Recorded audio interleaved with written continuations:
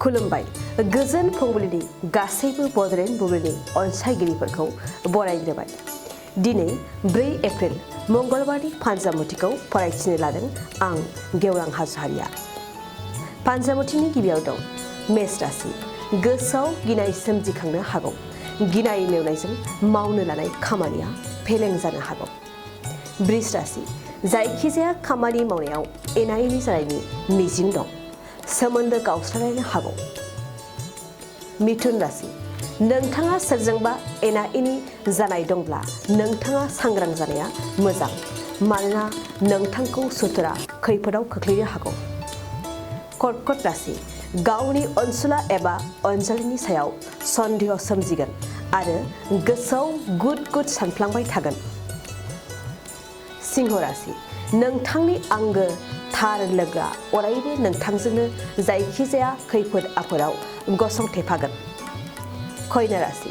दिनैनि साना नोंथांनि थाखाय मोजां नङा। सोरजोंबा नंखाय दायनि थाखाय निन्दा खालामजानो हागौ। तुला राशि। बबेबा खामानि मावनायनि थाखाय रायजो राजाफोरजों मान मोनगोन, सन्मान आरजिनो हागोन। वृश्चिक राशि। फालांगि खालामग्राफोरनि थाखाय साबसिन सान। जायखिजाया बेफार फालांगियाव मुलाम्फा मोननायनि आसा दं। धनु राशि। उनदाहा जानो नांगोन। नखर संसार जानायफोरनि थाखाय जायखिजाया खामानि मावनायाव जार्लायाव गोग्लैनो हागौ। मकर राशि। सांग्रां जानाया मोजां। एसे दायनि थाखाय सोरजोंबा सुथुर जालायनो हागौ। मोजां सम नङा। कुम्भ राशि। मोजां मोनलायनायनि थाखाय इनायनि दुखुनि सान। गोसो थोलायनायाव गेजेराव नखरनि सुबुंनि हेंथा जानो हागौ। मीन राशि। जायखिजाया खामानियाव गावखौल' साननो हागौ। गावनि गोसो बायदि मावनो लुबैगोन।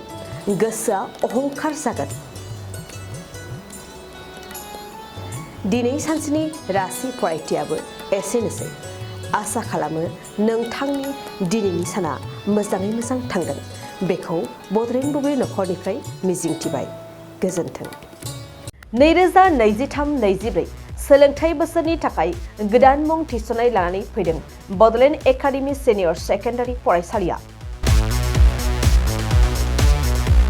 क'क्राझार जिल्लानि तिनिआलियाव थानाय बर' बिजोंनि बड'लेण्ड एकाडेमि सिनियर सेकेन्डारि फरायसालिया दायो केजिनिफ्राय 9 थाखोसिमनि गोदान मुं थिसननायखौ लागासिनो।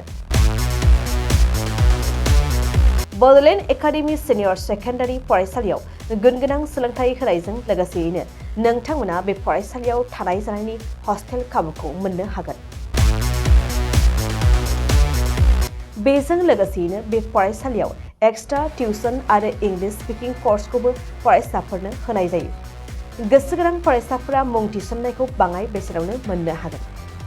बेनिखायनो बड'लेण्ड एकाडेमि सिनियर सेकेन्डारि फरायसालियाव फरायसा एबा नोंथांमोनहा मुं थिसननायनि बागै मिन्थिनोब्ला नैबे मबाइल नम्बर 9101488399 नङाब्ला थोंजों फरायसालियाव थांनानै खौरां लाहैनो हागोन।